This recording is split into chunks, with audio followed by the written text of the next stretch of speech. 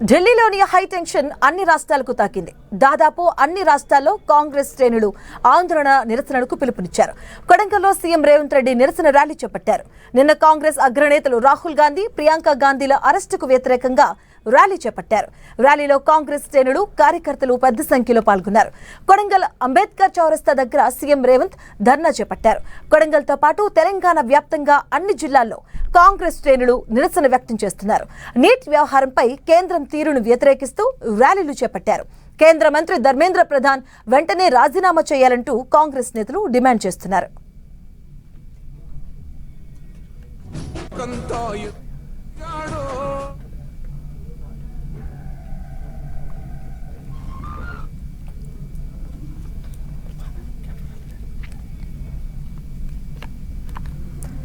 ఢిల్లీలోని high tension అన్ని రాష్ట్రాలకు తాకింది. దాదాపు అన్ని రాష్ట్రాల్లో కూడా కాంగ్రెస్ శ్రేణులు ఆందోళన నిరసన కార్యక్రమాలను చేపడుతూ ఉన్నారు. నేపథ్యంలోనే కొడంగల్లో సీఎం రేవంత్ రెడ్డి నిరసన కార్యక్రమాన్ని చేపట్టారు. నిన్న కాంగ్రెస్ అగ్రనేతలు రాహుల్ గాంధీ, ప్రియాంక గాంధీ అరెస్టులకు వ్యతిరేకంగా ర్యాలీ చేపట్టడం జరిగింది. కొడంగల్లో ర్యాలీలో కాంగ్రెస్ శ్రేణులు, కార్యకర్తలు పెద్ద సంఖ్యలో పాల్గొన్నారు. కొడంగల్ అంబేద్కర్ చౌరస్తా దగ్గర నుంచి సీఎం రేవంత్ ధర్నా చేపట్టడం జరిగింది. కొడంగల్తో పాటు తెలంగాణ వ్యాప్త అంతటా కూడా అన్ని జిల్లాల్లో కాంగ్రెస్ శ్రేణులు నిరసన వ్యక్తం చేస్తున్నారు.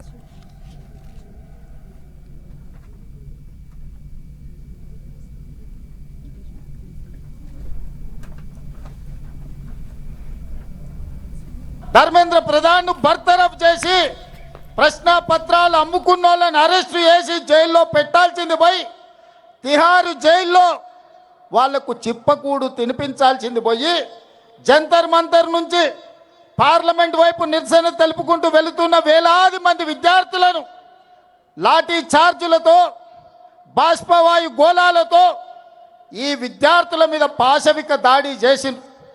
ఈ దాడుల్లో ఆడపిల్లలు వందలాది మంది తీవ్రమైన గాయాలకు లోనైనరు. ఆడపిల్లలను బట్టలు చించిండ్రు, వాళ్ళ గొంతు నులిమిండ్రు. మగపిల్లల్ని తలకాయలు బలగొట్టిండ్రు, చేతులు ఇరగొట్టిండ్రు.